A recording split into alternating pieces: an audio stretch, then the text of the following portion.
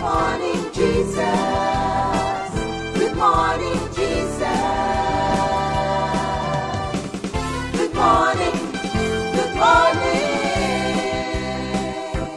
Gising sa umaga, hanap-hanap ka. Lulod ang salita mo, nagbibigay buhay. Ang sarap na malaman, may nagmamahal sa'yo. Salamat sa'yo, Panginoon. Walang pagsubok na di mo kakayanin mo. Sa bawat panalangin, ikaw ay diringgin. Ayon sa kanyang pangako, di kanyang iiwan. Salamat sa'yo, Panginoon. O kay buti mo, Panginoong Jesus. Kay ganda ng buhay kong taglay. Sa'yo lang ang papuri, sa'yo lang ang luwalhati. Sa aking buhay, ikaw ang number one. O kay buti mo, Panginoong Jesus. Kay ganda ng buhay kong taglay. Sa'yo lang ang papuri, sa'yo lang ang luwalhati. Sa aking buhay, ikaw ang number one. Sa aking buhay, ikaw ang number one. Sa aking buhay, ikaw ang number one. Gising sa umaga, hanap-hanap ka. Lulod ang salita mo, nagbibigay buhay. Ang sarap na malaman, may nagmamahal sa'yo. Salamat sa'yo, Panginoon. Walang pagsubok na di mo kakayanin mo. Sa bawat panalangin, ikaw ay diringgin. Ayon sa kanyang pangako, di kanyang iiwan. Salamat sa'yo, Panginoon. O kay buti mo, Panginoong Jesus. Kay ganda ng buhay kong taglay. Sa'yo lang ang papuri, sa'yo lang ang luwalhati. Sa aking buhay, ikaw ang number one. O kay buti mo, Panginoong Jesus. Kay ganda ng buhay kong taglay. Sa'yo lang ang papuri.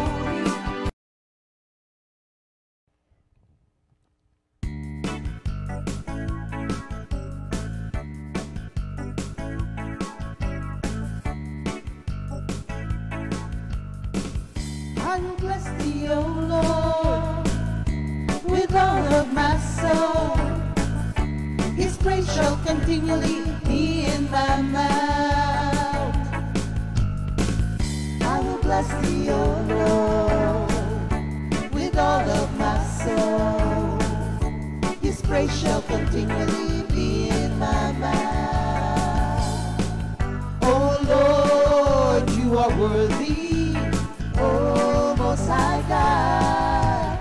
Lord, you are worthy to be praised. Oh Lord, you are worthy, O Most High God.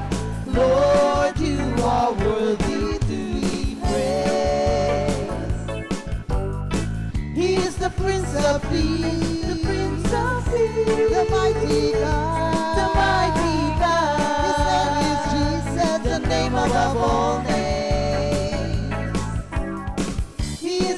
Prince of Peace, the Prince of Peace, the mighty God, the mighty God. His name is Jesus, the name above all names.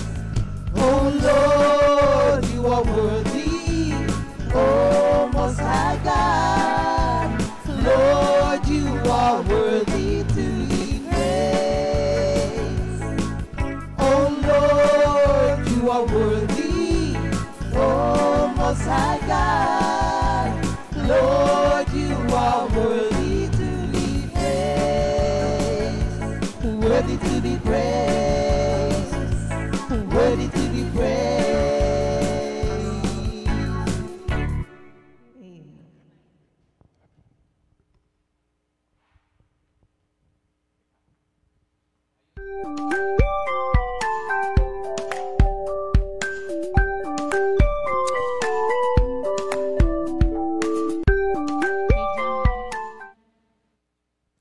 Good morning, Jesus! Happy Thursday, mga kapatid! Magandang umaga muli sa ating mga kapatiran na nandito na po't kasama na natin. Thank you, Lord. Ayan, medyo madami na sila. Ayan, kamusta po ang ating mga tulog, mga kapatid, at ang paggising?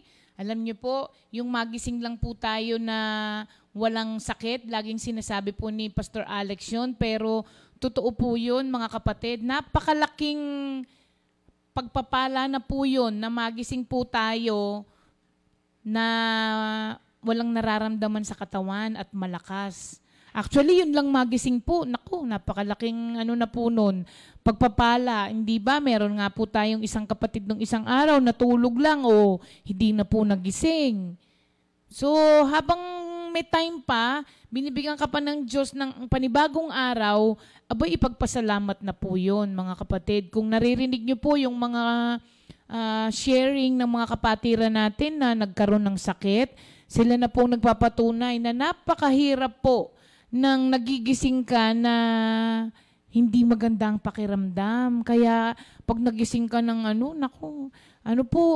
wag nang intindihin muna yung mga maliliit na bagay na nang iinis sa atin o kung ano pa man. Kasi yun lang pong nagising ng malakas. Naku, sobrang pagpapala na po yan. Ano po mga kapatid? Thank you, Lord. Okay. Mananalangin po muna tayo bago po tayo dumako sa ating VOTD. Thank you, Lord. Hallelujah. Lord, maraming salamat again sa panibagong araw po na ibinigay niyo po sa amin. Maraming salamat po sa masarap na pagtulog, sa maagang paggising, sa malakas na pangangatawan, Lord, sa mga provision na nakahanda na po sa amin sa maghapon na ito, sa mga trabaho na ibinigay niyo po sa aming mga kapatiran. Maraming salamat sa kagandahang loob na nararanasan po namin every day. At ang pinagpapasalamat po namin, they are new every morning. Kaya po, Lord, wala na kaming mahihiling sa buhay na ito. Kaya pasasalamat lang po ang pwede naming ibalik sa inyo. At Lord, dito po sa aming gawain, na kayo naman po ang laging nangunguna, minsan pa po, hinihingi po namin, Lord, ang inyong anointing, ang inyong wisdom, Lord, para po sa lahat ng mga gagamitin ninyo. At Lord, i-bless nyo po ang bawat salita na binibitiwan ng lahat ng iyong mga gagamitin sa araw na ito, para po ito ay maging pagpapala at makarating, Lord, sa mga kapatiran namin, sa mga anak mo, Lord, na naghihintay ng message po ninyo sa kanila sa araw na ito. Mangusap po kayo sa bawat isa, Lord, in a very special way para po, Lord, maging pagpapala ang mga salita mo na bibitawan naming lahat. Maraming salamat po. In Jesus' name we pray. Amen. Thank you, Lord. Okay, sa ating pong VOTD, nasa Proverbs 6:16-19 pa rin po tayo. Ito po ay yung ating series na 7 things that the Lord hates and cannot tolerate. Ang unang-una nga po dito, recap lang po, ang unang-una nga po dito ay yung proud look. Yan, ayaw po ng Diyos ng pride. Kasi the Lord hates a man who sees himself high and lifted up. Yung elevated siya above others, hindi po gusto ng Panginoon yun. To be proud po kasi means to think much of yourself. You think more of yourself than others. And you put yourself first and prioritize your needs over others. Sa 1 Peter 5:5, ang sabi doon, God is opposed to the proud, yet gives grace to the humble. Kaya, if you don't want to be opposed by God, do not be proud. Tapos, sa Psalm 136 verse 8, ang sabi, for though the Lord is exalted, yet He regards the lowly, but the haughty, He knows from afar. Kaya, if you don't want to be distant from God, you fight pride in your life, mga kapatid. Madali lang po naman itong wag na po tayong dumako dun sa mga mabibigat na bagay kung paano mo makikita ang tao ay proud. Doon lang tayo sa mga simpleng bagay na hindi natin napapansin na ito pala ay pride na. Kasi you think much of yourself and you prioritize more of your needs than the needs of others. Sample lang po, kapag dumating ang pagkain, gusto mo ikaw ang nauuna. Tapos pag nandyan ang pagkain, kinukuha mo yung pinakamasarap. Pride ba yun? Sa tingin niyo po. Kasi, minsan, ako, ayaw ko po yung, sa totoo lang, halimbawa, may kainan, tapos, meron dong bangus. Tapos, yung unang-unang kukuhanin niya ng buong-buo yung belly. Pride ba yun? Kasi sarili mo lang inisip mo. Hindi mo ba alam na maraming mga kapatiran na sumusunod sa'yo na gusto rin yung belly? Pwede ka naman kumuha ng konti, hindi ba? Minsan di natin napapansin. Kasi kaya po natin na may menos-menos itong mga 7 things that the Lord hates and cannot tolerate kasi kinakategorize natin. Kaya pag sinabi nating maliit na bagay lang yan, naku, yung maliit na bagay na yan, pag nakasanayan mo po, lumalaki. Nagko-compound. Compounded na mga malilit na bagay, nagiging malaki siya at nasasanay ang puso mo sa paggawa nito dahil lagi mong sinasabi, malit lang naman. Yun lang, simpleng bagay lang po yun. Tapos pagka may sinasabing pila, di ba? Nakikipag-unahan ka, tinutulak mo nga yung iba sa unahan para mapunta ka sa una. Tapos kapag may mga nagawang maganda, gusto mo pupurihin ikaw. Pero pag pumalpak, sasabihin mo, hindi ako kasali diyan, kayong may gawa niyan eh. Yun, ganun po mga kapatid. Ang tao po kasi na ganun, alam niyo pwede po kasing mag-switch ito. Yung isang taong ma-pride, yung over. Tapos pwede rin po yung under, hindi over. Ibig ko sabihin, yung isa, masyadong mayabang. Yung isa naman, masyadong sensitive. Pride din po yun. Konting kibot, parang inaapi ko, kawawa naman ako. Tapos parang yung balat sibuyas. Naku, ma-pride din po yun. Kasi bakit? Wala bang karapatan na ikaw ay masaktan? Tapos kapag nasaktan ka, kasalanan na ng lahat ng tao. Yun. Mga simpleng bagay lang yan. Kasi ang tinitignan natin na ma-pride yung taong yan kapag kayong halatang halata. Pero paano yung mga hindi halata? Na pride din po yun. So iwasan po natin yan, mga kapatid. Ang pangalawa po, ay yung lying tongue. Alam nyo, may illustration ako dito. Sa lying tongue, merong isang manager ng store. Paglabas niya, naringgan niya yung kanyang salesman na ang sabi doon sa customer, sabi niya, sorry, wala po kami niyan. Biglang tumakbo yung manager. Tapos, biglang hinatak niyang ganun yung salesman. Tapos, ang sabi niya doon sa customer, hindi po, meron po kami niyan. On the way na po, in order po namin siya. Sabi niya, wag po kayong mag-alala, tatawagin po namin kayo as long as dumating siya, sabi niya, as soon as dumating siya, tatawagan namin kayo. Sabay umalis na yung customer, tapos hinatak ngayon ng manager. Sabi niya doon sa salesman niya, wag mong sasabihin sa customer na wala tayo nun. Dapat lagi mong sasabihin, it's on the way, in order na po namin, and we will contact you as soon as dumating yon. Sabi niya, ano ba yung hinahanap ng customer? Sabi nung salesman, ulan po. Ay, ulan tumawa.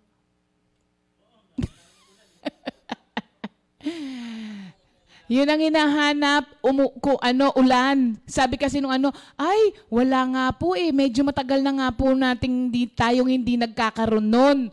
Sabi nung ang akala nung manager, oo, tapos pumasok siya. Sabi niya, ay, meron po. So, yung mga ganong bagay, di ba, parang the problem with us ay kinakategorize po natin ang lying. Kaya minsan, akala natin, hindi po natin ito napapractice kasi kinakategorya natin. Kinakategorya natin ng mga white lie. Ewan ko kung saan po nanggaling yung white lie na ang sabi ay hindi naman daw po yan cardinal sin dahil white lie lamang siya. Kaya maraming mga tao, even Christians, ay ginagawa po ito dahil ang akala po nila, it is not considered lying. Dahil wala namang na-harm nung sinabi ko siya. O kaya para sa ikabubuti siya. Yun ang nagiging problema. Pagka po ganun lagi ang ginagawa natin, darating ang araw that you will not see lie as a sin anymore. Dahil nasanay ka na sinasabi yun, dahil lagi mo sinasabi, maliit na bagay lamang ito. Kagaya po ng halimbawa, nag-ano ka ng false identity sa Facebook, nilalagay mo, hindi naman yun ang tunay na pangalan mo. Akala natin, wala namang kakwenta-kwenta yun. Sige po, kung sabi nyo Pero kasi ang sabi ng Lord, there are 7 things that the Lord hates and cannot tolerate, and one of them is lying. At hindi po kinategorya ng Panginoon doon kung anong klaseng lying. Because kay Lord, kapag hindi katotohanan, ito po ay kasinungalingan. Simple as that, mga kapatid. Para po masanay tayo na talikdan ito, wag natin siyang ikategorya. Basta lying is lying. Okay? Tapos, isa pa, yung mga half-truth na little things. Like halimbawa, ilang taon ka na? T3, T4. Ba't ayaw mo sabihin? Diba? Nagsisinungaling pa. Ano naman kung 52 ka? Ano kung 65 ka? Wala naman pong mamamatay kapag sinabi mo yun yung edad mo at hindi ka rin naman nila babayaran ng mahal pag nagsinungaling ka at binawasan mo yung edad mo. O, ilan na timbang mo ngayon? Nira-round off mo by 10 pounds para pumayat ka lang. Liit na bagay, no, mga kapatid?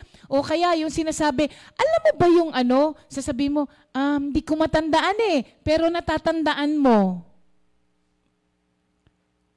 So, pag tinignan po natin na ang kasinungalingan ay kasinungalingan, no matter how small it is or how big, maiiwasan natin siya. Kasi itong mga half-truth na to, napakaliliit na bagay po nito, mga kapatid. Pero, kasinungalingan pa rin po yun. Kasi, God absolutely hates all forms. Okay? All forms of lying. Ayaw na ayaw po niya. Bakit ayaw na ayaw po niya, mga kapatid? Dahil sa John 8:44, sabi rito, He was a murderer from the beginning and does not stand in the truth. Speaking of Satan po ito, ha? And does not stand in the truth because there is no truth in him. Whenever he speaks a lie, he speaks from his own nature. For he is a liar and father of all lies. Kaya, if God is the father of truth and God is truth, and you say you are a Christian, dapat walang kasinungalingan na lumalabas sa bibig mo kahit na maliit na kasinungalingan. Because the father of all lies is Satan. So, pag nagsisinungaling ka, who do you follow? Yun lang po mga kapatid. Ano? Kaya may medyo ano po itong mga to, akala lang natin madadali, pero mahirap. And for today po, ito po yung murder o kaya hands that kill innocent people. Okay. Ito po ang pinaka-expect siguro natin na sabi na, ay siguro kung merong 7 things, ito yung pinaka-hate ni Lord. Wala pong sinabi doon na ito yung pinaka-hate at hindi niya hate yung lying at hindi niya hate yung pride. Tignan po ninyo kung paano kaseryoso ang mga inilista rito na ang lying at murder ay nakahanay po dito sa, yung lying at pride nakahanay sa murder. Sa Bible po, pag sinabing shed blood, ibig sabihin nga nito ay murder or may sugat o may wound na naka-incorporate dito. Yan. Ayaw na ayaw din po talaga ng Panginoon ng murder. Alam niyo po, yung sinasabi ritong innocent blood, ito po yung mga tao na tinatawag po na walang kakayahan na ipagtanggol ang sarili. Ayun. Yun po ang murder na sinasabi po dito or shedding of innocent blood. Yun po yung mga taong walang kakayahan na ipagtanggol ang sarili. So, killing of the innocent is a epitome or representation of cruelty. Okay? Pag sinabi mong cruelty, so hindi lang po pala ito yung murder na per se. Yung pumapatay ka. Kasi sabi nung iba, ay hindi ako kasama dyan kasi hindi naman ako pumapatay. Sige, tignan po natin ha. Kasi there are many ways to kill a person. There are many ways to kill. Hindi lamang po ito yung magsusugatan mo physically ang isang tao. May mga ibang bagay. You can kill with your tongue. Diba mga kapatid? So, unahin muna natin itong shedding of blood. Hindi lang po kasi ito shedding of blood. Ang unang-una po rito na example, una muna pala, sorry po, yung cruelty, kasi killing of the innocent po is a representation of cruelty or an epitome of cruelty. And cruelty po, ang ibig sabihin ay brutality. Okay? So, yung mga pagiging brutal ng mga tao, whether physical or verbal or emotional, yan mga kapatid, para nyo rin pong pinapatay ang mga tao. Yung mga kapatid ni Joseph, sa Bible, si Joseph, ayaw nilang, sabi nila, let us not shed his blood. So ang akala nila, hindi nila pinatay. Hindi nila pinatay physically. Pero ano ang ginawa nila? Ibinenta nila yung kapatid nila na si Joseph sa malayong lugar. Sa tingin niyo po ba, hindi rin murder yon? Kasi, ano po yun? Wait lang. Ang lakas ng mga boses. Nawawala ako. Ano ba yung sinasabi ko? Okay. Si Joseph po, ang akala nung mga maraming tao, akala nung mga kapatid niya, hindi rin siya pinatay. Pero ang totoo, that is also considered killing. Kasi po, cruelty na po yun. So, ang isa pong pinaka magandang example ng killing of shedding of innocent blood ay yung abortion. Okay? Kasi cruelty po yun dahil walang kakayahan na ipagtanggol ang sarili ng mga bata na nilalaglag ng mga magulang. Hindi lang naman nung babae, minsan pati nung tatay. Wala pong pwedeng kumuha ng buhay kung hindi yung nagbigay. Kaya ang may karapatan lang pong bumawi ng buhay natin ay ang Diyos dahil siya po ang nagbigay. Kasi yung mga kung titignan po ninyo, alam nyo, panoorin nyo po sa internet kung papaano yung proseso ng pag-a-abort. At masusuka po kayo mga kapatid. Kung papaano gawin iyon, na kung tutuusin, dapat yun hindi kayang ng konsensya ng tao na gawin. Lalong-lalo na ng nanay. Naku, Diyos ko, alam niyo po ba kung papaano yun? May ipinapasok doon. Lalo na pag medyo malaki-laki na yung bata, kailangan pong paggupit-gupitin para pag kinayod mailabas. Imagine that. Parang pag iniisip mo palang masusuka ka na eh. That is how detestable itong abortion kay Lord. Kung tayo nga pag pinanunood mo yun, masusuka ka. Dapat po, ganon ang tingin natin sa shedding of the innocent blood. Tapos ang isa pa po dito, mga kapatid, so yung po yung yung physical. Dito po, para makita po natin na, hindi ako dyan, hindi ako guilty dyan. Okay? Talaga po ba, hindi tayo guilty rito? Dito po sa 1 John 3:15, ang sabi, everyone who hates his fellow Christian is a murderer. And you know that no murderer has eternal life residing in him. So are we not guilty of murder, mga kapatid? Ang sabi niya, everyone who hates his fellow Christian is a murderer. And you know that no murderer has eternal life residing in him. Yan. So, most of us are not guilty of murder physically. But according to the Bible, pag binasa niyo po yan, all of us are. Kasi at one point in your life, nagkaroon po tayo lahat at one point in our lives, nagkaroon po tayo ng ganitong damdamin sa ibang tao. Liwanagin po nating mabuti 1 John 3:15, wag po nating kalimutan yan. Everyone who hates his fellow Christian is a murderer, and you know that no murderer has eternal life residing in him. Okay? Ito po ay hinalintulad ni John, yung hatred to murder. Because ang murder po is only a result of hatred. Tignan po ninyo, tanggalin po ninyo ang parusa sa pagpatay, baka po nangalahati na ang mga tao sa mundo. Kasi every time nagagawan ka at nagalit ka, wala namang parusa di patayin mo na lang. Umabot po ba kayo, nagkaroon po ba kayo o hindi po ba kayo nagkaroon ng galit na talagang nanginginig ka? Nanginginig ka. At talagang nag-iisip ka na kapag ka nasalubong mo tong tao na to, eto ang gagawin ko.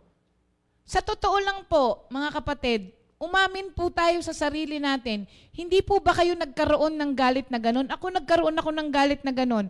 Minsan, simple lang po ito. Halimbawa, nagda-drive ka, tapos may mga salbahing driver. Ako nga naiisip ko, sabi ko, kung mayaman lang akong tao, babanggain ko tong harapan kong to, babayaran ko lang Ganun po talaga kadali ang isip nating tumakbo kapag kayong puso natin punong-puno ng galit. Ilan po sa atin ang nagsabi sa mga kamag-anak natin na pag yumaman ako, tandaan nitong kamag-anak ko na to. Ilan po ang nagsabi sa atin yan? Ilan po ang nagsabi sa atin na itaga mo sa bato, darating ang araw, gaganti ako sa iyo. O ilan po ang nagsabi ng L lang ang walang ganti. Huwag na natin sabihin yung salitang L, Ang walang ganti. So, grabe po ang nagagawa ng galit sa puso natin. Kaya po, hinalintulad ito doon, kaya hinanay rin po ito sa murder. Kasi ang resulta po talaga ng galit ay murder. Kaya pinapaalis ng Diyos sa atin yan, mga kapatid.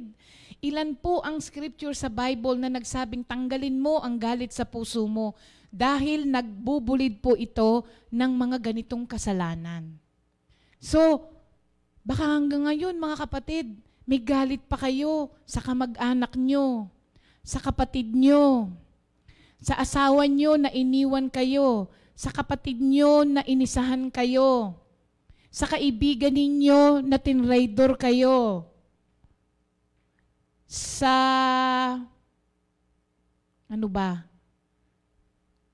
sa asawa mo na pinagpalit ka, 'Di ba?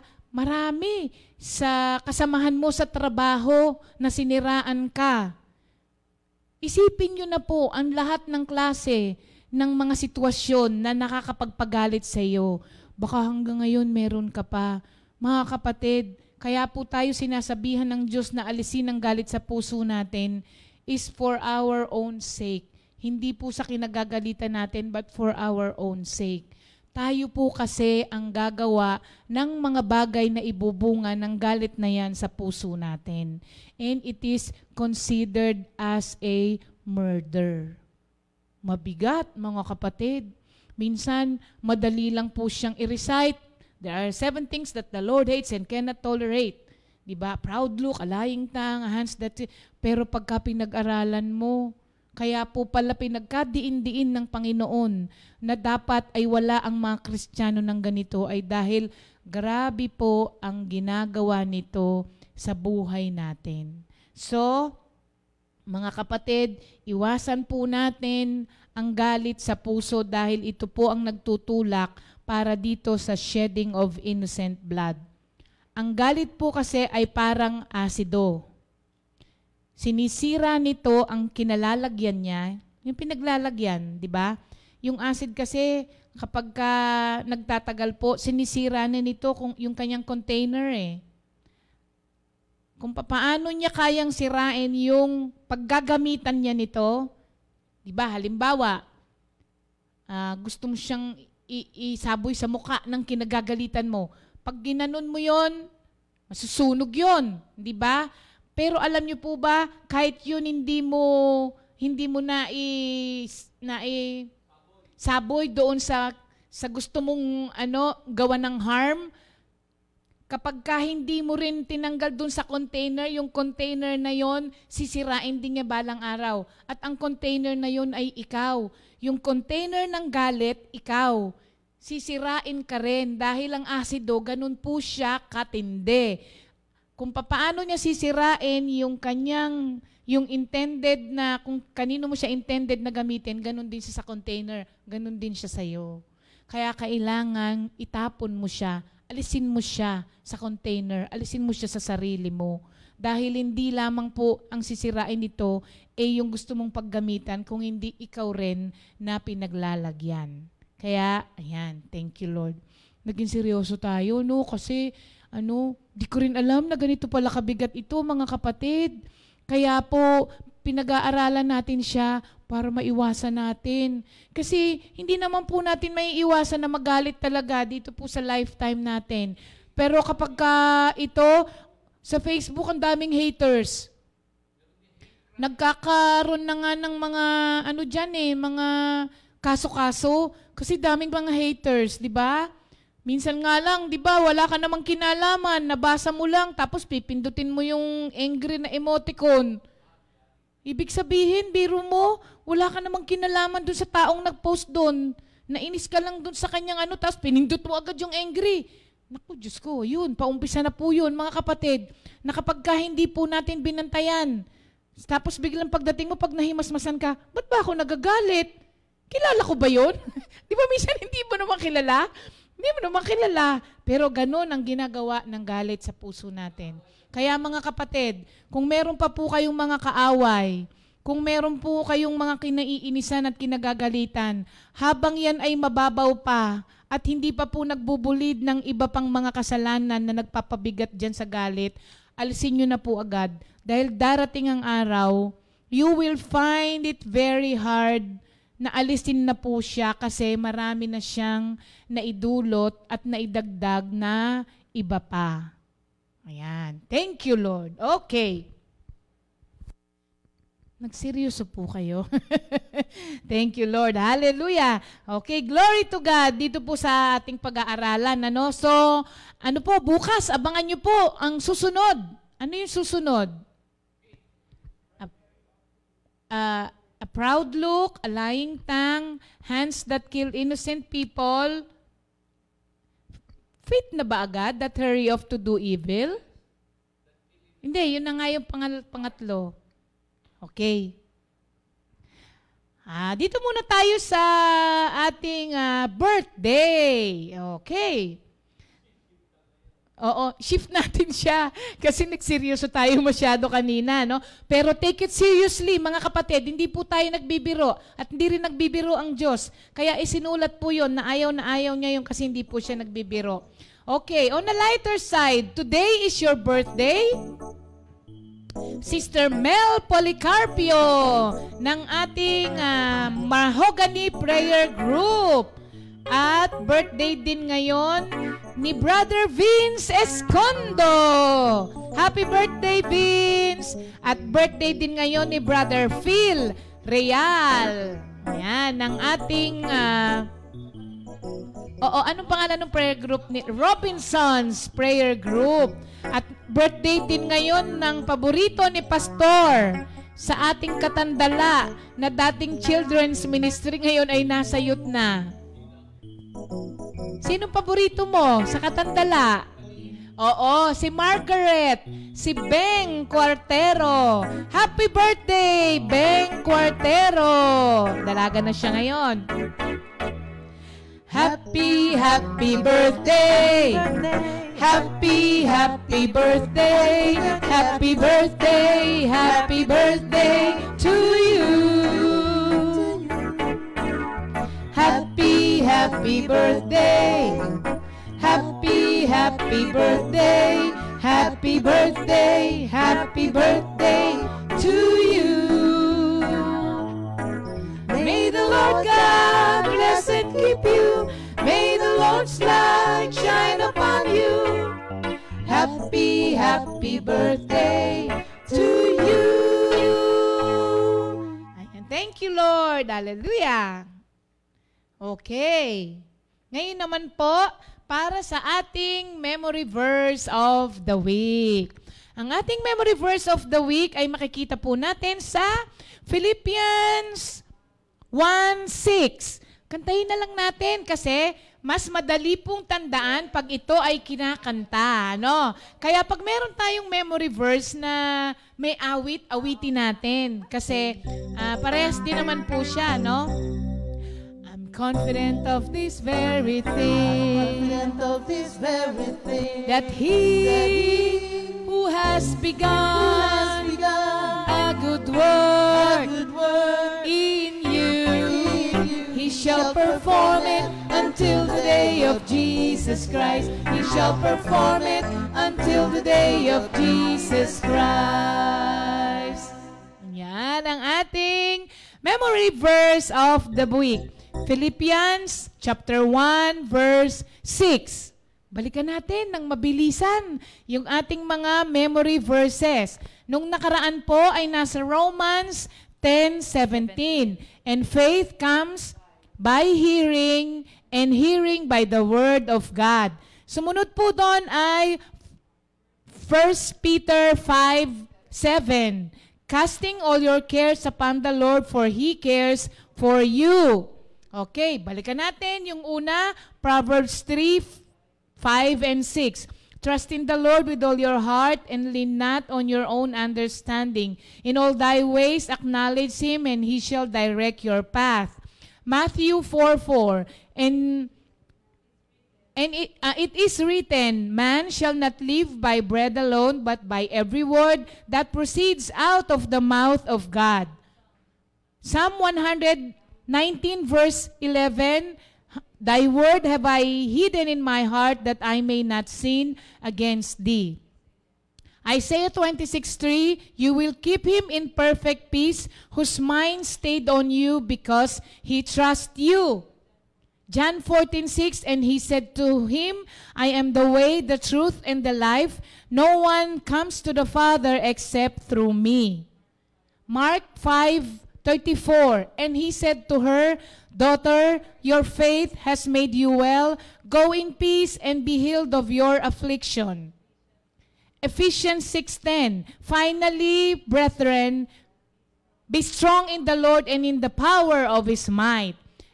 Isaiah 55:8, your thoughts are not my thoughts, neither your ways are my ways, says the Lord. Meron pa? Tapos na? Nasabi na natin lahat? Ha?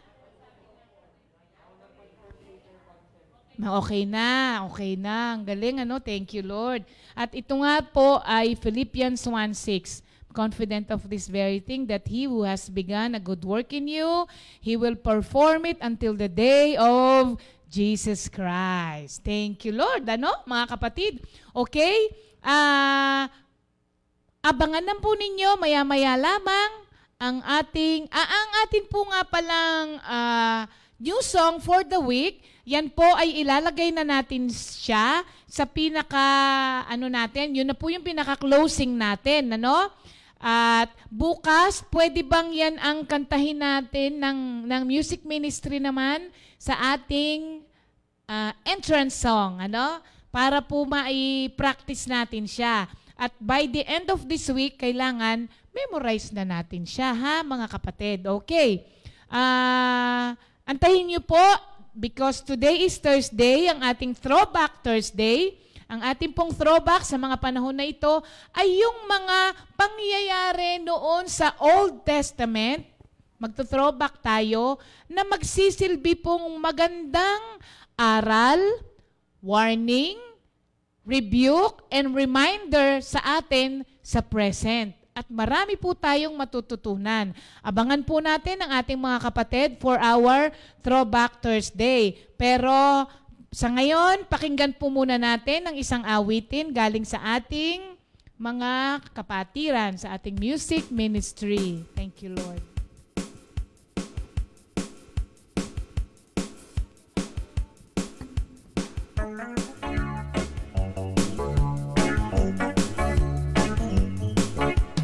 We are called, we are called, we are chosen, we are chosen, we are favored and blessed by the Lord.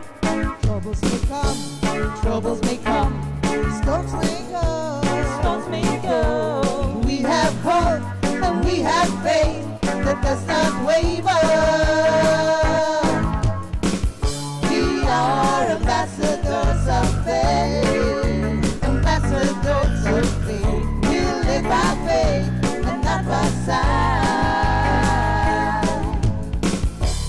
Not our will, but His will be done in our lives. Hallelujah, hallelujah, praise the Lord. We will blow the trumpet, sound the alarm. It is holy mountain to prepare the way of the Lord. We are ambassadors of faith, ambassadors of faith. We live by faith and not by sight.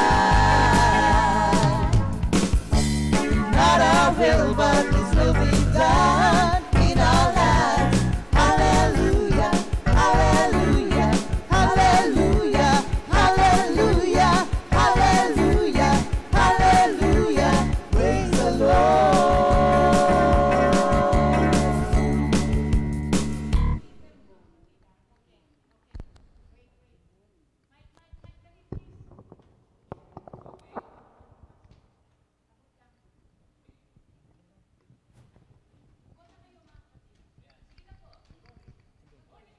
Good morning, Jesus. Good morning. Good morning. Good morning. Good Jesus. morning, Jesus. Hallelujah. Praise Thank you, God. Lord. Thank you, Lord. Thank you, Lord. Praise God. Ayan. Sige, thank you, Lord. Pang-alis lang po ng kaba. Kami po ang 3 M. Sabi nga, nagtatawanan sila. Sabi ko, dalawang side. Ang isa po ay, sabi ko nga, Tari, lalagyan kita, ha? Maganda, mas maganda, magandang maganda, pero ang pinakamaganda, si Sister Ria. Amen.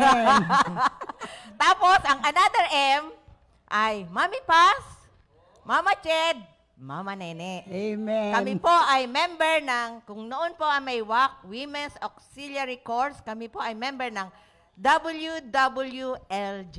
Amen. Women who love Jesus. Thank you, Yan, Lord. praise the Lord po. So, bago po ang lahat, babasahin po namin yung... Pray mo na. Ay, opo, magpipray po uli kasi talagang, alam nyo, yun na po, Battle talagang ito, battle. hindi madali ho yung nandirito sa harapan. Pero salamat po, ma-take namin ang opportunity for the privilege na kami po ay makapagpahayag, mabalikan natin ang mga aral ng mga ninuno natin. Sige, Amen. thank you Lord. Mag-pray muna tayo, Mami Paz. Amen. Thank you, Lord. Hallelujah. Panginoon, salamat po sa umagang ito. Yes, Napili Lord. mo po kami para magpahayag ng aming mga saloobin sa aming binasa, Panginoon. Lahat ng pagtuturo nyo ay maipahayag namin sa iba. Salamat po at kontrolado nyo ang lahat ng bagay. Yes, In Jesus' name, Amen. Amen. Sige. Thank you, Lord. Ang napili po namin ay Book of Joshua. Basahin niyo po yan. 24 chapters lang naman po. Ang pangalan pong Joshua, ang meaning niyan, ang Hebrew word niyan ay Jehovah is help, Jehovah the Savior. Joshua is a type of Christ. At ito po ay mayroong New Testament counterpart. Yung Ephesians, Book of Ephesians. Kasi dito po sa Joshua, sabi nga ni Mami Paz, parang ayoko niyan, ang daming pinapatay. Alam mo, natutuwa po ako kay Lord sa pag-aaral, nakita ko ang reason bakit si Lord pinapapatay niya talaga ang mga tao. So, ang title po ng aming lesson ay, The Lord's Gladiator with His Gigantic Tats. Pag sinabi pong gladiator, prize fighter. Naalala ko, kung naalala din ni Pastor Alex, si Spartacus, di po ba? At saka yung moving gladiator. At alam niyo po bang isa nakakatuwa, Joshua was 85 years old. Nung ito po ay doon ko nabasa sa Hilis, sabi ko sa tagal-tagal ko inaaral, 85. Biro ninyo, general at 85 years old. Kaya, ito po ang mga nakita kong salient features, sabi ng mga mangaral, o prominent or outstanding features dito po sa Book of Joshua. Tingnan po muna natin, umpisahan po namin dito sa pagtawag ni Lord kay Joshua. Makikita po natin yan sa Numbers 27:15-23, na si Joshua ay nilehens po ni Moses sa harap ng congregation. Di ba? Kagaya din po sa atin. Pag nagtatalaga, nililehens. So siya din po, dinalaga siya ni Moses. Tapos matatagpuan din po natin yan sa Deuteronomy 31:7-23 at sa 34 and 9. So babasahin ko po dito sa ang una po, alam niyo, natuwa po ako dito sa mga salient features. Divine commissionship, number 1.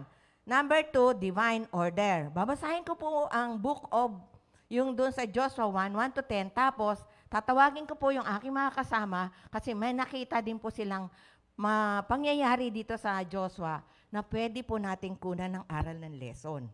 So sabi po dito sa Joshua 1, sa King James po ako nagbabasa.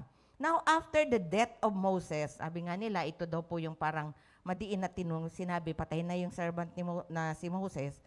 The servant of the Lord, it came to pass that the Lord spake unto Joshua, the son of Nun, Moses' minister, saying, Moses, my servant is dead. Now therefore arise, go over the Jordan, thou shalt all these people unto the land which I do give to them, even to the children of Israel. Every place that the sole of your foot shall tread upon, that I have given unto you, as I said unto Moses. From the wilderness and this Lebanon, even unto the great river, the river Euphrates, and all the land of the Hittites, and unto the great sea, toward the going down of the sun, shall be your cause. There shall not any man be able to stand before thee all the days of thy life. No, napaka-tall order po ito. As I was with Moses, so I will be with you. I will not fail thee, nor forsake thee. Be strong and of a good courage. Sabi ko, ba't kaya good courage? May bad courage ba? For unto thee people shall thou divide for an inheritance the land which I swear unto the fathers to give them. Only be thou strong and very courageous, that thou may observe to do according to all the law which Moses my servant commanded thee. Turn not from it to the right hand or to the left, that thou may prosper wherever thou go. This book of the law shall not depart out of thy mouth, but thou shalt meditate therein day and night, that thou may observe to do according to all that is written therein. For then thou shalt make thy way prosperous, and then thou shalt have good success. Tapos sa 9 po, have I not commanded you? So, yung pagiging strong and courageous, it is a command, hindi po option. Be strong and of good courage. Be not afraid, neither be thou dismayed, for the Lord thy God is with thee, wherever thou goest. Then Joshua commanded the officers of the people. Praise the Lord. Di ba, kakanta muna tayo bago kayo magsalita? Okay. Para pampalakas mo ng loob, kakanta kami ng wag kang susuko, wag kang bibitiw. Alam nyo bakit sinabi po itong tall order? Kasi along the way po, baka sumuko. Kaya sinabing day and night po, kasi para mawalan po ng reason na ang tao ay mag-isip ng anumang bagay, matakot o mawalan, ma-discourage. So day and night ang pag-aaral ng salita ng Diyos, kaya tama yung Tari. Let's take God seriously when He said, naisulat ko nga dito ang pag-take sa word seriously, parang code blue. Emergency sa ward. Kailangan agad-agad ay mag-attend tayo. Sige po, awitin namin yung wag kang susuko, wag kang bibitiw.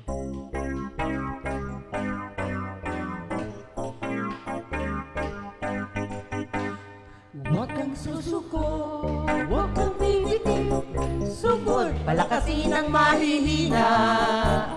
Huwag kang susuko, huwag kang bibitiw, sugod, palakasin ang mahihina.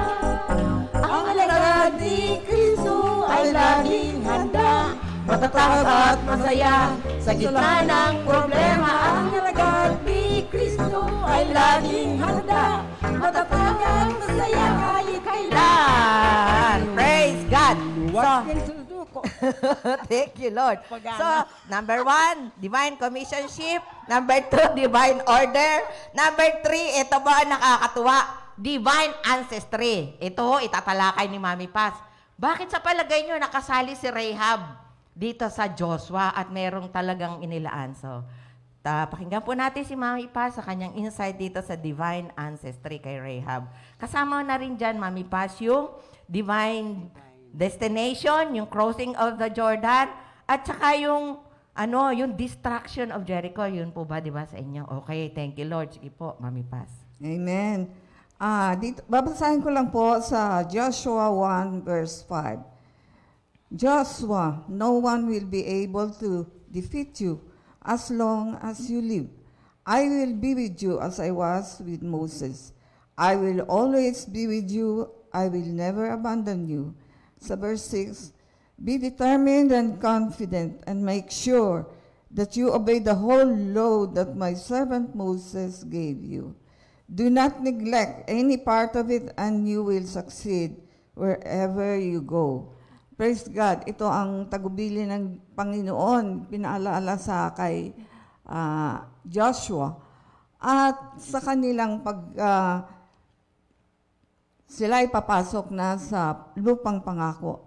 At makita natin na dahil sa kapangyarihan ng Diyos, kung anong nangyari sa Red Sea, ganun din nangyari na hinati ng Panginoon ang dagat para makatawid ang mga Israelita.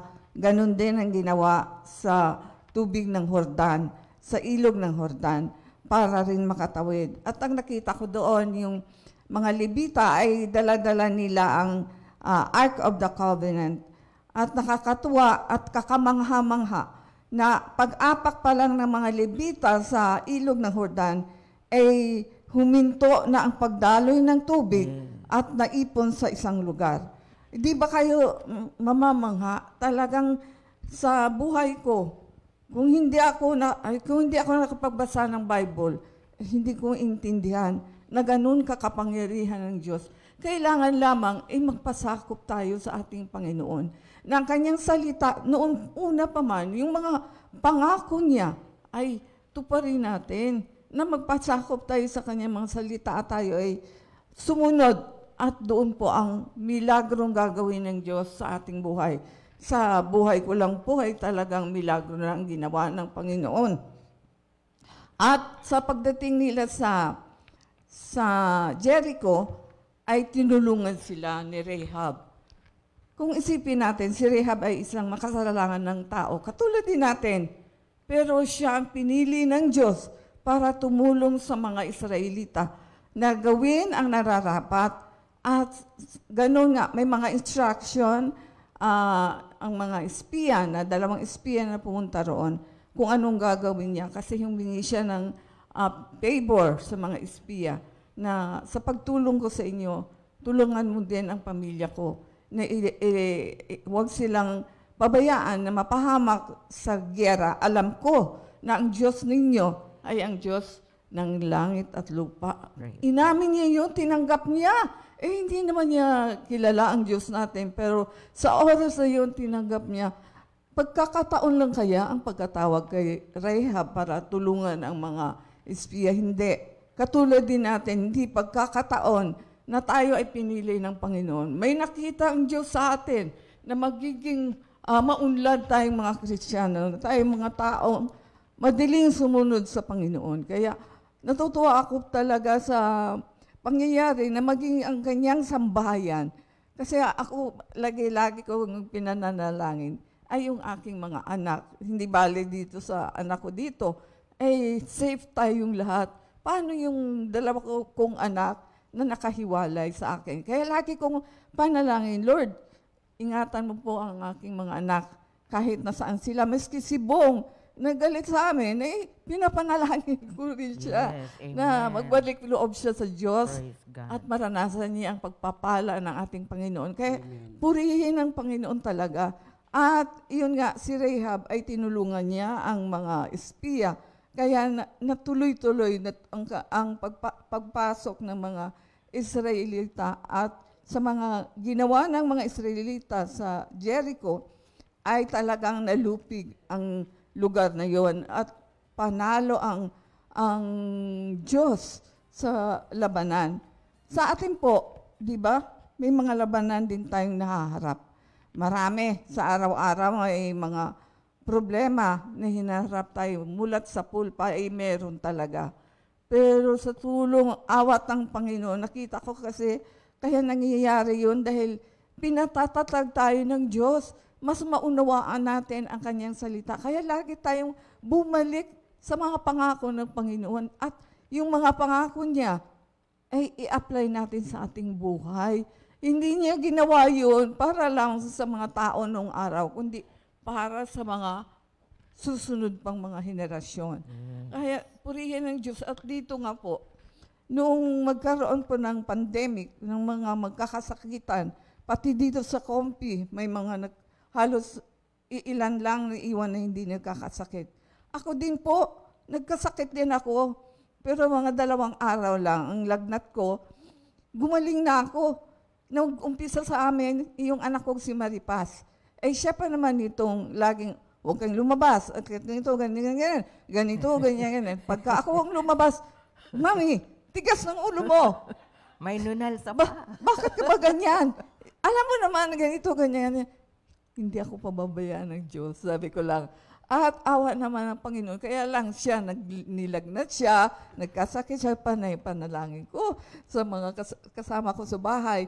Lord, huwag naman po, maawa po kayo sa amin. Ngayon, di unti-unti gumaling si Maripas. Ako naglaglat naman ako. Pero hindi ako natatakot para sa sarili ko. Sabi ko, kunin mo na ako, Lord. Okay lang. Sabi ko gano'n, di ba? O 2 araw na, wala na akong sakit. Ano ba yan? Praise God. Amen.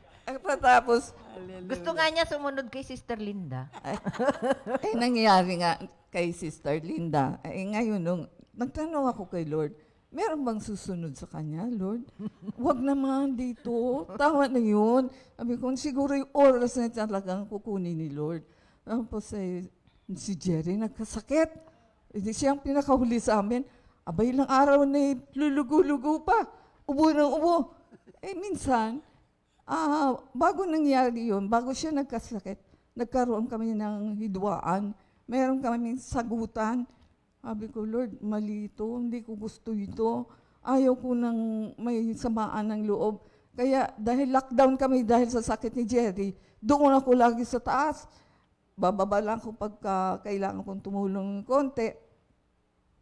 Pero yung araw na nakita ko si Jerry na lungay-ngay, sabi ko, Lord, pwede mo na siyang kunin. Kasi nakakaawa na eh. Sabi ko gano'n. Pero maya-maya mo binago, ay Lord, wag mong patulan yung Wala siyang sinabi insurance, ko. Mami Paz. Wag po, kailangan po namin si Jerry. Mahusay maglinis ang bahay yan. Masarap pa magluto. Sabi ko, Lord, wag naman po. Ako na lang, Lord. Ako na lang kukunin niyo. Alam niyo na, naramdaman ko, napangiti si Lord sa akin. Kasi every chance that I can get, humihingi ko sa kanyang, kunin mo na ako, Lord. Pero alam niyo, ilang araw na binantayan ko, ang kalagayan namin lahat, palakas na ng palakas. Palakas ng lahat ng kasama ko, pati na si Jerry, lumakas na. Praise Kaya ang God. ginawa Thank you, ko, Lord. nangako ko si Diyos, Lord, pangako, hindi na po ako mangungulit sa inyo na kunin niyo na ako. Kasi kaka-birthday ko lang, 76 na kami. Sabi ko, parang useless ang buhay ko. Who am I to say? Di ba? Ang Diyos lang may karapatan Yes. na maghusga kung hanggang kailan tayo dito sa lupa. Kaya salamat po kayo naman, Jesus. Thank you, Lord. Ah? Nino? Ni Jerry? O bating-bati na? Mami Paz, kung kinuha ka ni Lord, di wala kaming kasama, hindi na kami 3M. Baka kukunin siya ni Lord eh. May galit pa sa puso. Mabati na kami. Amen. Ayan. Sige, thank you, Lord. Tingnan natin yung significance ni Rahab, yung divine ancestry nga. According to history, she married Caleb's son Salmon. Nasa sa 1 Chronicle 2:51. At alam natin, si Salmon ay father ni Boaz. At si Boaz, father naman siya ni Obed.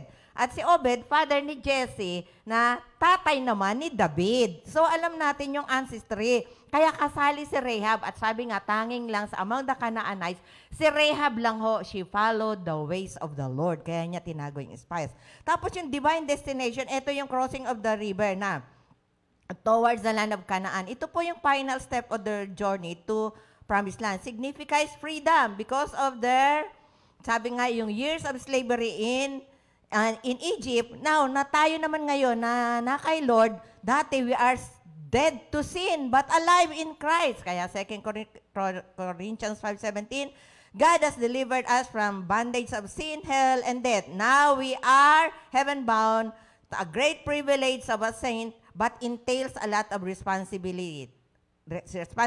Now we are free to be the servant of the Lord, and Jordan also means a deeper walk with God in the newness of life. Kaya tapos dito yung divine memoirs naglagay sila ng mga stones para ma-remind how great God is. Hindi ho yung great deeds ni Joshua, kundi we have a great God who does great things.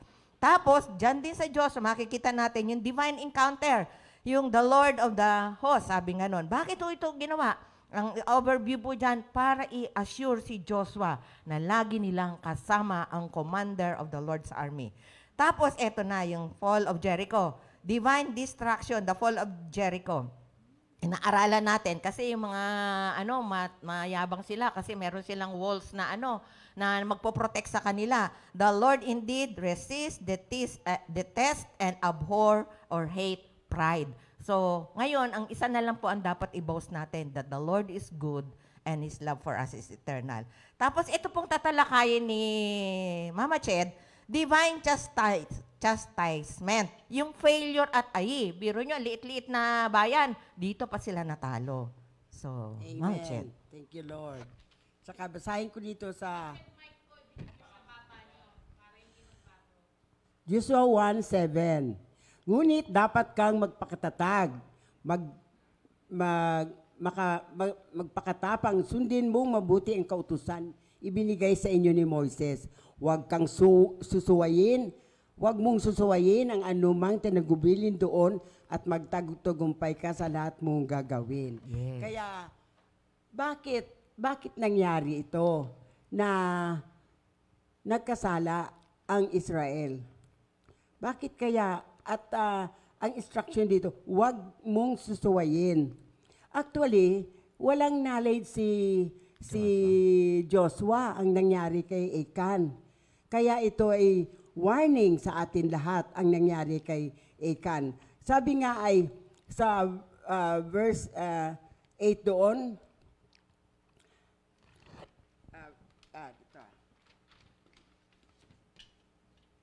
doon sa verse 7, sa Achan sin.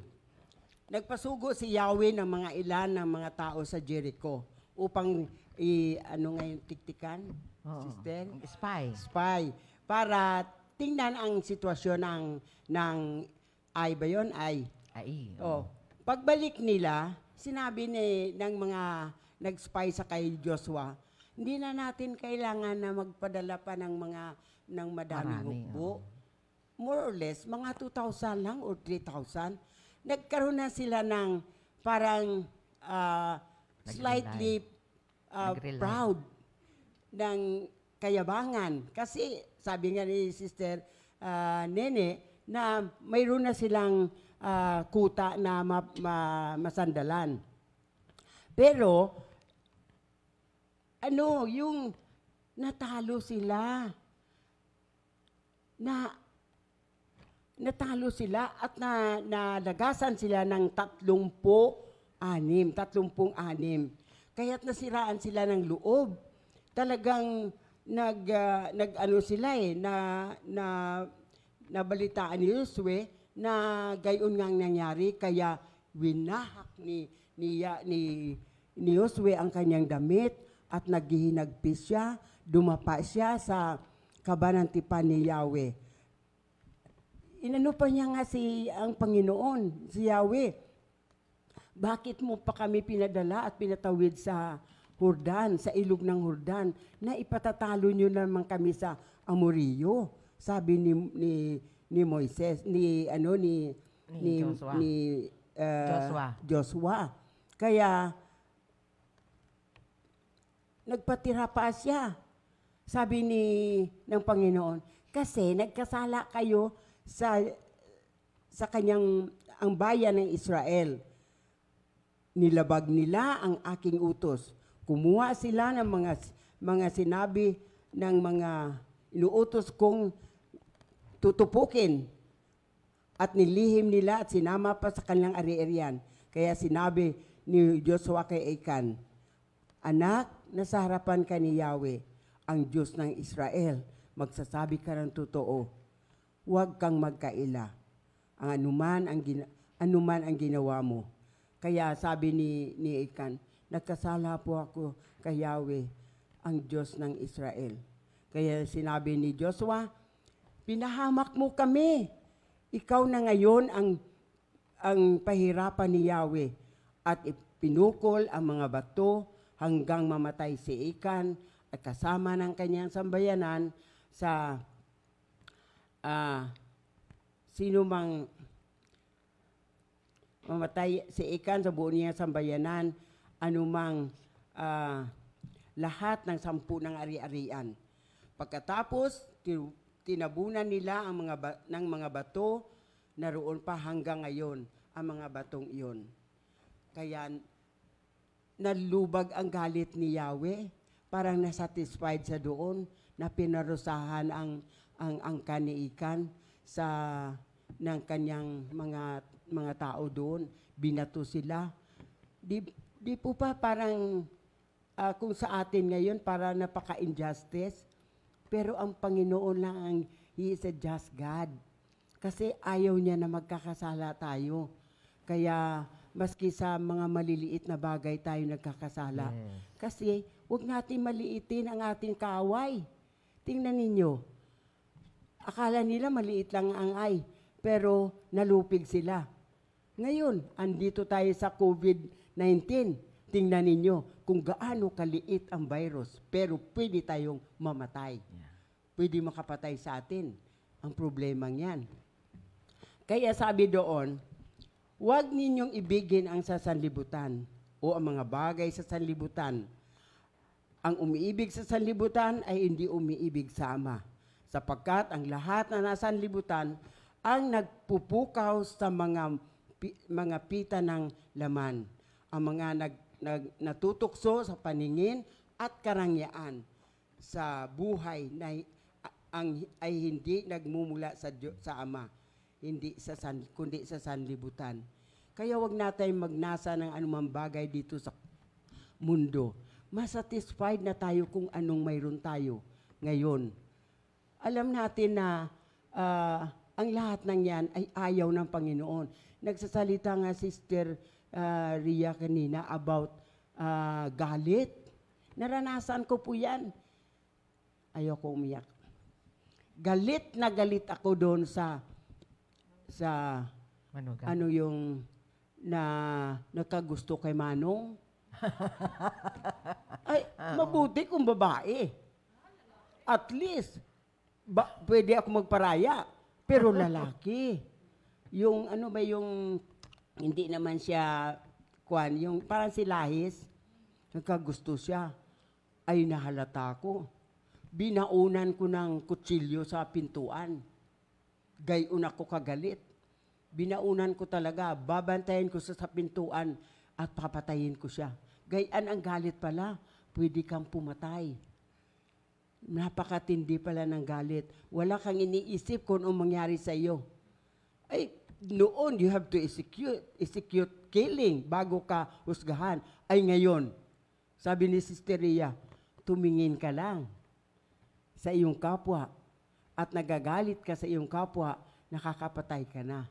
Kaya gayan katindi ang parusa ng Panginoon sa atin. Kaya sabi niya, anuman ang mapapala ng isang tao, makamtan man niya ang buong daigdig.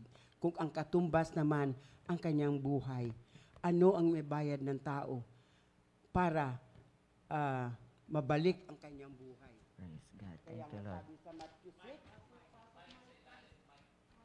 sa Matthew 6, sabi doon, 19 to 21, huwag kayong mag-impok ng kayamanan dito sa lupa. Dito'y may maninirang tanga at kalawang at may nakakapasok na magnanakaw. Sa halip, impukin ninyo ang kayamanan sa langit. Doon walang maninirang tanga at kalawang at walang makakapasok na magnanakaw. Salip.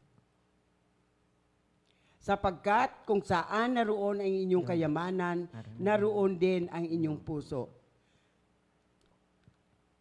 Salip. Kaya tinawag ni Joshua ang 12 lalaki. Sinabi niya, wala na pala ito. Naroon ang kanyang puso. Kasi may dugtong. Oo. Sige, Praise yung God. divine chastisement po, yung sa ay nga, tandaan natin, Romans 6:23, the wages of sin is death. Kaya talagang didisiplinahin po talaga tayo ni Lord. Pinakita. At saka yung Proverbs 3 na inaaral natin, never ever rely on what you think you know. Nag-rely na sila na, ay, maliit lang yan. Ito na lang papuntahin natin. Hindi na nga nila kinonsulta si Lord. At ang nakakatuwa pa po, another na nakita ko ditong salient point ay yung divine refuge. Meron sila yung refuge cities. Natuwa po ako, cities of refuge. Yung mga meaning po, tingnan nyo, ilan ito? 1, 2, 3, 4, 5, 6. Yung Shechem, meaning shoulder. Di ba sa Isaiah 9:6, sabi, the government is upon his shoulder. So, pagka ang isang tao nag-seek refuge kay Lord, sigurado si Lord ang kakampi niya. Kadesh, meaning holy, na pinag-aaralan natin the other day. Hebron, fellowship, may fellowship kay Lord. Bezer, fortification or stronghold. The Lord is our stronghold. Ramoth, high or exalted. Si Lord is our exalted Savior. Golas, joy or exaltation. So, ang taong nag-seek ng refuge kay Lord, he or she finds joy. Tapos another, ito na yung divine phenomenon. Number 10. Something extraordinary or spectacular. The sun stood still at Gibeon and the moon. Biro ninyo mga kapatid, ano? Sabi nga doon, never daw in the history of man did God obey a man. Pero ang pinakita po dito na si Lord kaya niyang gawin. He has in full control even of nature. At sabi sa 1 John 5:14-15, if we pray according to God's will, He hears us and answers our prayer. Tapos sa number 11, divine victory. Sabi, there were 6 nations that were conquered and 31 kings defeated.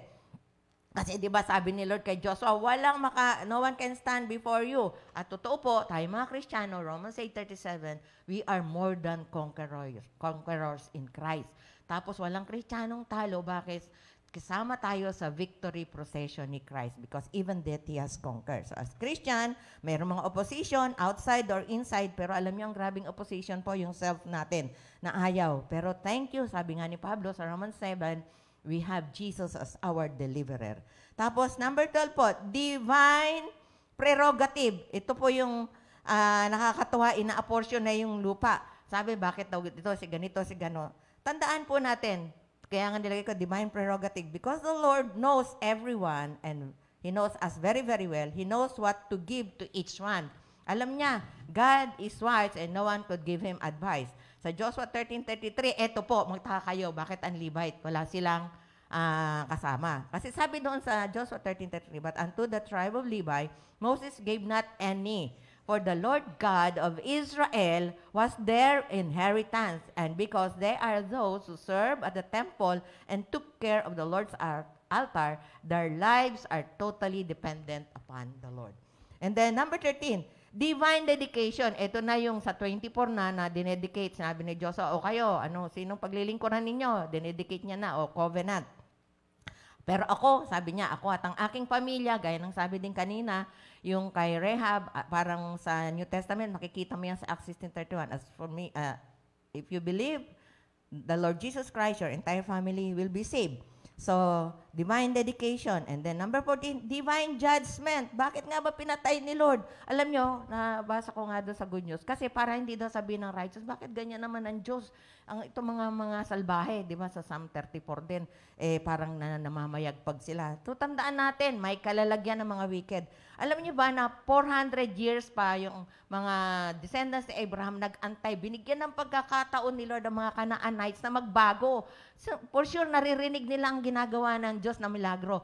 Pero alam niyo, hanggang nakapasok na lang ang mga Israelites doon sa lupang pangako, hindi pa rin sila nagbago. So, merong divine judgment si Lord. Sa 1 Samuel 2:10, si Lord lang ang judge. Sa Psalm 94 verse 2, siya rin lang ang judge. At tandaan natin, huwag tayo malungkot kung yung mga taong talagang grabe, ayaw nila kay Lord. Sabi nga, ang mga Canaanites, they are those people who love violence, torture, murder, rape, incest, child sacrifice, and greed. Ay, tandaan natin, ang greed, sabi sa New Testament, is a form of idolatry. So, tayo po mga kapatid, so brothers and sisters, let's take God and His word very, very seriously. Yes, He is love, but He is just and holy. Jesus came as human being to show us that even in our frail humanity, we could be holy like Him. And then finally, para ho magtagumpay tayo, di ba, sa Ephesians, meron tayong, yung ating armor of God. Meron tayo nun. Kaya bilang mga Kristiyano, wala talaga matatalo. Helmet of salvation, breastplate of righteousness, belt of truth, shield of faith, the sword of the Spirit, the shoes, the readiness to preach the gospel. At ito pa, we have the word of God. We have the name of Jesus. We have the blood of Jesus. We have the Holy Spirit. And we have faith. And God's works, sabi nga, and good works. And the byproduct of our faith. Tandaan natin mga kapatid, our obedience to His word is like, sinabanggit ko kanina, code blue. Extreme emergency between life and death. Wag na natin mag-urong-sulong. Kaya ilang beses sinabi sa Hebrew, hindi sila nakapagpahinga. Bakit? Kasi they have hardened. Sabi nga, they have ears but they don't listen. They have eyes but they cannot see what God is doing. So maski sa panahon natin ngayon, marami pa rin tao, malakas na ang tunog ng Diyos na magsibalik na kayo sa Kanya. Pero ilang tao ang talagang tinatanggap ng buong buo ang ating Panginoong Jesus?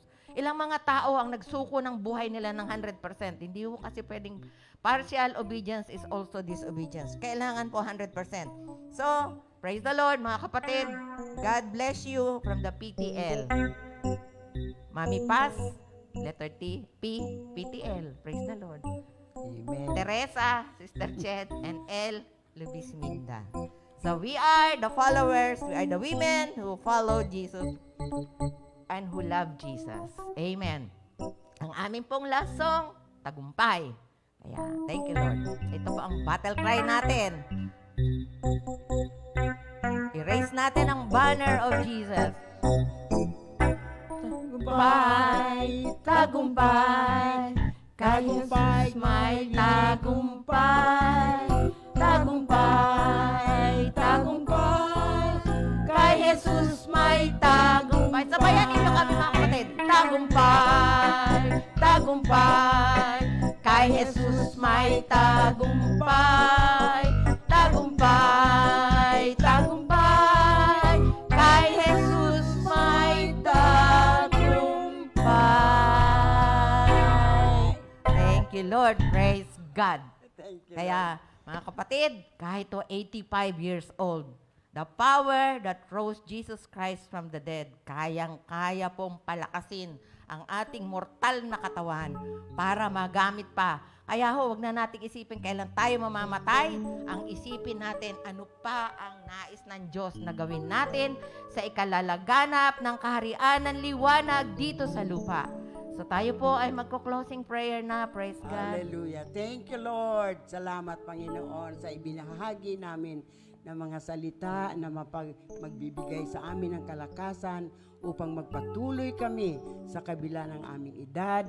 Walang mintis na magagamit niyo pa, Panginoon, sa anumang pagkakataon. Kami laging handa. Here we are, O Lord, na laging handa sa pagtugon ng iyong pangangailangan. Thank you, Lord. In Jesus' name we pray. Amen. Amen. Thank you, Lord. Pagpalaing lahat ng mga masusugid na tagapakinig at tagatangkilik ng Good Morning, Jesus. Thank you, Lord. It's Throwback Thursday. Praise the Lord.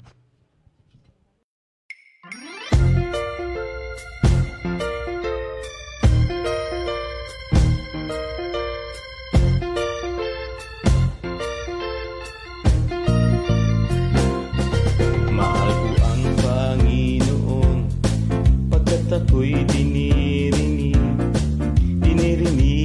niya ako sa dalangin ko't ibig. Ako'y kanyang dinirinig tuwing ako'y tumatawag. Kung ako ay tumatawag, sinasagot niya agad. Manalig ka, o puso ko, sa Diyos ka magtiwala, pagkat siya ay mabuti, di marunong magpabaya. Manalig ka, o puso ko, sa Diyos ka magtiwala, dalangin ko, dalangin mo, dinirinig niya. Mahal ko ang Panginoon, pagkat ako'y dinirinig niya ako sa dalangin ko't ibig. Ako'y kanyang dinirinig tuwing ako'y tumatawag. Kung ako ay tumatawag, sinasagot niya agad. Manalig ka, o puso ko, sa Diyos ka magtiwala, pagkat siya ay mabuti, di marunong magpabaya. Manalig ka, o puso ko, sa Diyos ka magtiwala, dalangin ko, dalangin mo, dinirinig niya. Manalig ka, o puso ko, sa Diyos ka magtiwala, pagkat siya ay mabuti, di marunong magpabaya. Manalig ka, o puso ko, sa Diyos ka magtiwala, dalangin ko, dalangin mo, dinirinig niya. Dalangin ko, dalangin mo, dinirinig niya. Dalangin ko, dalangin mo, dinirinig niya.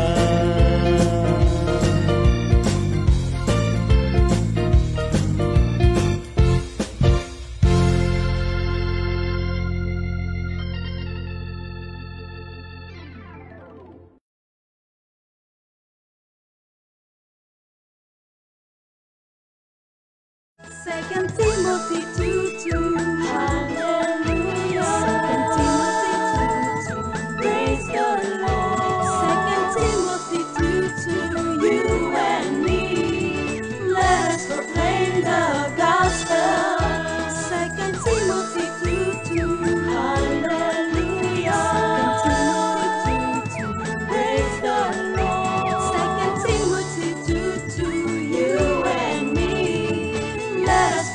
Sing tao